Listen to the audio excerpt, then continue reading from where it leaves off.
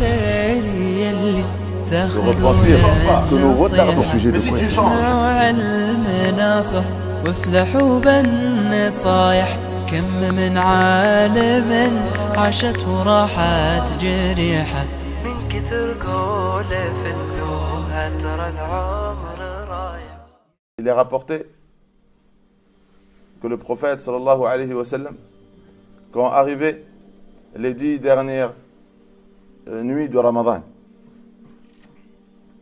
et nous sommes à 2 jours, des 10 dernières nuits de Ramadan, on est le 18.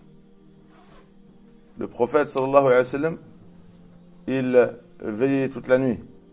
Shadami Zarahu, hein, c'est une expression pour dire que le prophète sallallahu alayhi wa sallam, ce qu'il s'autorisait dans les 20 premières nuits, il ne s'autorisait plus.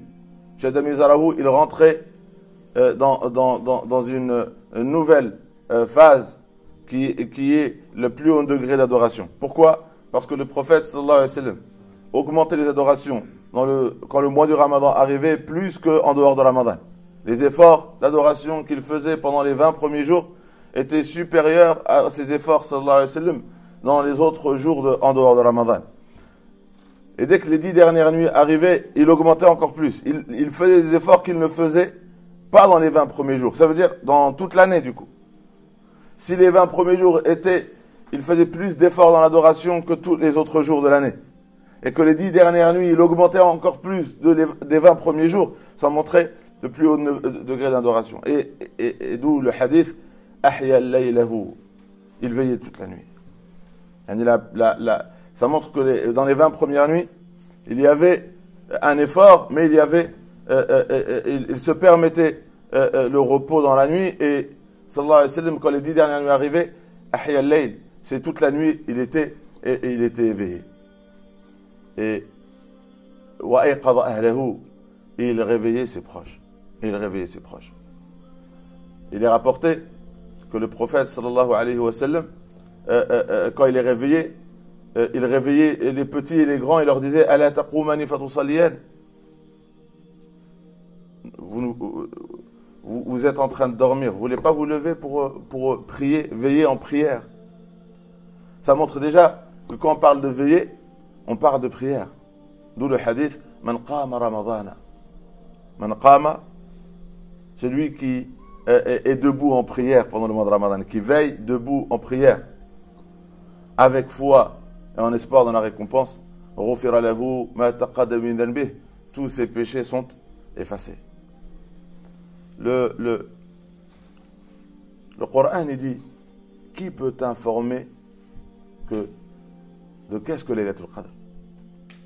Et dans la langue arabe, quand Allah utilise ce questionnement, cette rhétorique, c'est qu'à part Allah, personne ne peut t'informer. Et ça, tu dis ça sur quelque chose d'énorme. C'est-à-dire, personne ne sait ce que c'est que Laylatul Qadr. Quelque chose de banal, bien sûr, tout le monde le sait. Mais Allah a dit, qui peut vous informer de qu'est-ce que Laylatul Qadr? Qui peut t'informer de qu'est-ce que Laylatul Qadr? Après, il nous montre la grandeur de cette nuit.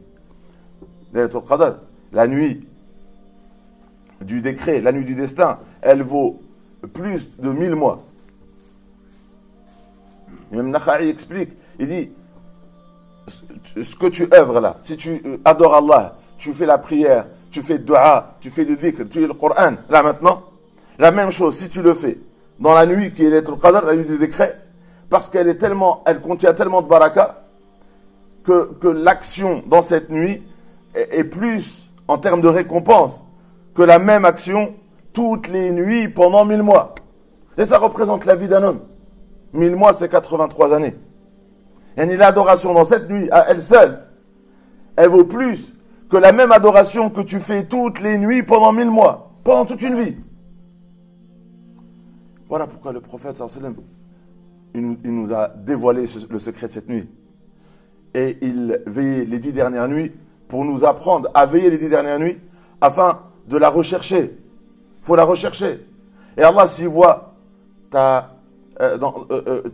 toutes les nuits tu veilles, tu fais des efforts, tu fais le maximum d'efforts, parce que tu ne veux pas être privé de ses bienfaits, ben Allah, il nous fait cette promesse, que Allah, s'il voit que dans notre cœur, on est à la recherche d'un bien, il nous l'accordera.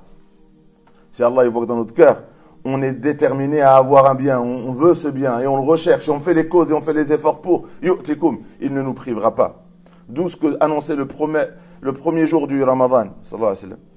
Il disait, quand il annonçait la venue du mois de Ramadan, la dernière nuit de Sha'ban, il disait, est arrivé à vous un mois, khayrun kulluhu, rempli de bienfaits, le jeûne le jour, qiyamu laylihi wa siyamu naharihi, que vous jeûnez le jour, c'est un grand bienfait, la récompense du jeûne. Que vous veillez la nuit, c'est une grande récompense. Ça efface les péchés, tous les péchés. Après, il a cité, quand il a annoncé la dernière, il dit, ce mois-là, il contient une nuit khayrun min alfi shahr. Man hurima khayraha faqad hurim. Ça mettait en garde. Celui qui est privé de la récompense de cette nuit, il ne la méritait pas. Parce qu'il a montré à Allah, il a montré à Allah qu'il n'était pas déterminé à l'obtenir parce qu'il faisait zéro effort. C'est pour ça que le prophète sallallahu alayhi wa sallam disait, Arullaha min anfusikum khayra. Montrez à Allah que vous voulez ce bien. Montrez à Allah. Comment tu montres à Allah? Par l'effort. Que tu fais comme le prophète sallallahu alayhi wa sallam. Tu fais dans ces dernières nuits ce que tu n'as jamais fait toute l'année. Tu vas avoir un programme intensif que tu n'as pas en dehors. Et tu montres à Allah dans ton intention. C'est parce que tu veux gagner l'adoration dans cette nuit pour que tous tes péchés soient effacés. Pour que tous les péchés soient effacés. Tous les péchés sont effacés. On rentre dans les 10 dernières nuits. Et on ne sait pas, est-ce que depuis le début de Ramadan, ce mois qu'on attendait, on disait, oh Allah, permets-nous de vivre le mois de Ramadan, ce mois qu'on a accueilli avec une grande joie, est-ce qu'on a cueilli les fruits de ce mois? Là pour l'instant, est-ce qu'on a récolté ce qu'offre le mois de Ramadan? Et le prophète nous a dit, c'est quoi le mois de Ramadan? C'est que celui qui jeûne le mois de Ramadan avec foi et espoir en la récompense, Allah il efface tous ses péchés. Celui qui veille de Ramadan, Allah il efface tous ses péchés. Le prophète a dit, as-salawat al-khams, les prières une après l'autre, et les Jumu'ah une après l'autre, et Ramadan un après l'autre, ils viennent pour effacer les péchés. Ça veut dire que ce Ramadan, il est venu pour effacer l'année dernière. Et c'est une question qu'on doit vraiment se poser. Elle fait mal, mais il faut se la poser. Parce que c'est une réalité. Est-ce que peut-être c'est le dernier Ramadan de notre vie? C'est peut-être le dernier Ramadan de notre vie. C'est donc la dernière occasion d'affranchir notre âme de l'enfer. Peut-être les jours qui nous restent, ils sont très peu. Et là, Allah il me dit, tu es pendant le mois de Ramadan, et les portes de l'enfer, elles sont fermées. Les portes de paradis sont ouvertes. Et c'est quoi les portes du paradis sont ouvertes? C'est que tes doigts sont exaucés. Le prophète, en ce midi, le jeûneur, quand il fait doua, avant de rompre son jeûne, quand il est en état de jeûne, ces doigts ne sont pas refusés. Voilà pourquoi les portes du paradis restent ouvertes. Quand les portes du paradis sont ouvertes et tu fais une doua, elles sont exaucées. Et qu'est-ce que tu dois demander? Le pardon pour tes jours passés. Tu dois mourir sans péché pour recevoir la miséricorde d'Allah Azza wa Jal de l'autre côté. Et donc, on se trouve dans le mois du pardon. Est-ce qu'on a gagné ce pardon? On ne sait pas. Le prophète, en ce midi, toutes les nuits, Allah, il accorde le pardon, il efface des noms de l'enfer. Toutes les nuits. C'est-à-dire, il nous observe, il voit nos efforts, il voit notre repentir, et il voit la demande de notre pardon, et il observe notre sincérité. Et sachez que la demande de pardon, c'est quoi pour qu'elle soit acceptée? C'est 3 choses. C'est que dans l'immédiat, tu fais plus de péché. Quand Allah t'observe, là, tu fais 0 péché. C'est-à-dire que quelqu'un qui demande pardon, il arrête. Il arrête. Ça, il ne parle plus comme avant. Il y a beaucoup de péchés de la bouche. Il ne regarde plus comme avant. Il y a beaucoup de péchés avec les yeux. Il y a tellement de péchés. Et là, il arrête. Il fait 0 péché. Tous les interdits, il les connaît. Il s'arrête. Il montre à Allah, regarde, j'ai arrêté. Je ne fais pas de péché. Je ne fais plus d'erreur. Deuxièmement, il montre à Allah qu'il regrette son passé. Ces péchés qu'il s'autorisait, il les regrette. Il a des remords. Et il le ressent sincèrement. Et après, il a cette conviction. Ça, il a cette conviction. Il a fait ce choix. Il le montre à Allah. Je ne recommencerai plus. Il est déterminé à ne plus jamais recommencer. Il montre à Allah. C'est une conviction. Ça y est. Ces choses-là que j'ai arrêtées, que je regrette, je ne vais plus jamais les faire. Allah, quand il voit ces 3 choses regroupées dans quelqu'un, il lui efface tous ses péchés. Parce qu'Allah, il est miséricordieux. Quand il voit que tu regrettes, il voit que tu as la conviction que tu ne vas plus jamais dévier, et que tu regrettes et tu lui demandes le pardon, quand les 3 choses sont réunies, Allah, il te pardonne tous tes péchés. Le prophète, sallallahu alayhi wa sallam, dit, que celui qui regrette le repentir est accordé. Il a dit, et quand le repentir est accordé, c'est comme si tu l'as jamais fait. Il est effacé, c'est comme si tu l'as jamais fait. Tu n'auras pas des comptes à rendre si tu meurs demain. Parce que, et toutes les nuits, il y a des personnes qui gagnent cela. Toutes les nuits. Et là, on a dépassé la moitié. Est-ce que mon nom, il a été effacé? Est-ce que j'ai vraiment regretté mon passé? Est-ce que j'ai vraiment demandé pardon à Allah avec ses remords et ses regrets sur le passé? Est-ce que j'ai fait réellement cette promesse à Allah que je ne vais plus jamais recommencer? Est-ce que j'ai fait ça? Est-ce que j'ai cette conviction que Ramadan ou pas, plus jamais, je vais déshonorer le regard d'Allah sur moi? Je vais honorer le regard qu'Allah pose sur moi en ne faisant que ce qu'Allah me permet, m'autorise. Est-ce que je suis sincère sur ça? Eh bien, les jours sont comptés, c'est la fin de Ramadan.